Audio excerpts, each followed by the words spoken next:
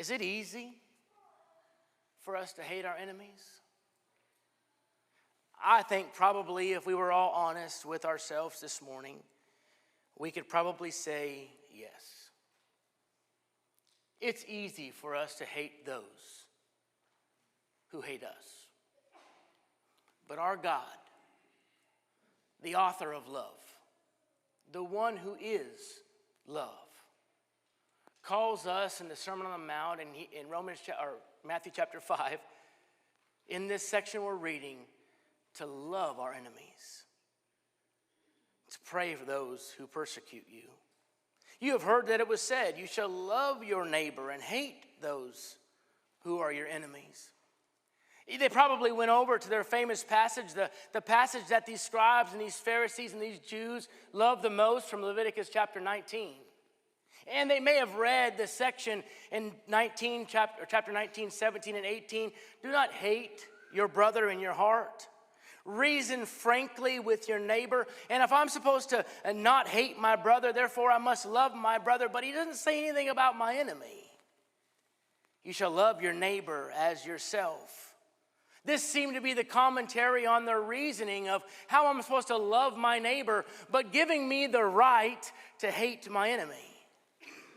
The unfortunate manner, like the Jews have done in various other passages that we've looked at during the Sermon on the Mount, they have taken verses out of context and read the verses they wanted to and created proof texts to allow them to believe what they wanted to believe. Well, if I'm to love my neighbor, therefore it must mean I'm supposed to hate my enemy. But you see, they missed out on Leviticus 19 and verse 9, 10, and 33 that calls us to love those who are sojourning in our nations. Love those aliens the ESV uses. Love those people who are not of us, who are not like us. And they overlooked those passages, and Christ brings up to the point in this section and says, but I say to you, you're to love your enemies and pray for those who persecute you. Who is your enemy? Who is your enemy this morning that we're to love? Maybe your enemy is the person who's not going to vote like you do on Tuesday. Maybe your enemy is your neighbor that has the political sign in their front yard that's against the political sign in your front yard, and now there's a feud going on, and it's creating a division. Tell me how well you'll be able to evangelize that person with that feud in their yard. I watched a video of a guy running over political signs that were not aligning with how he wanted to vote. The hatred.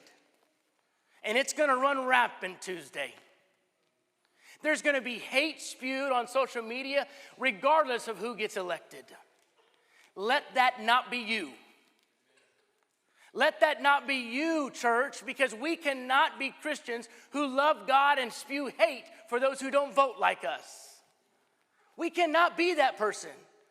I don't care what your emotion causes you to do, but as soon as you spew hate towards those who don't vote like you, guess who you will almost have a near impossible opportunity to bring the gospel to? That person. Is it worth it? Is it worth it? And I know it's quiet in here right now because it's tough. It's real tough. But let me ask you a question. Is it worth it to you to fulfill your own emotion, your own biases, and to separate you from the love of God?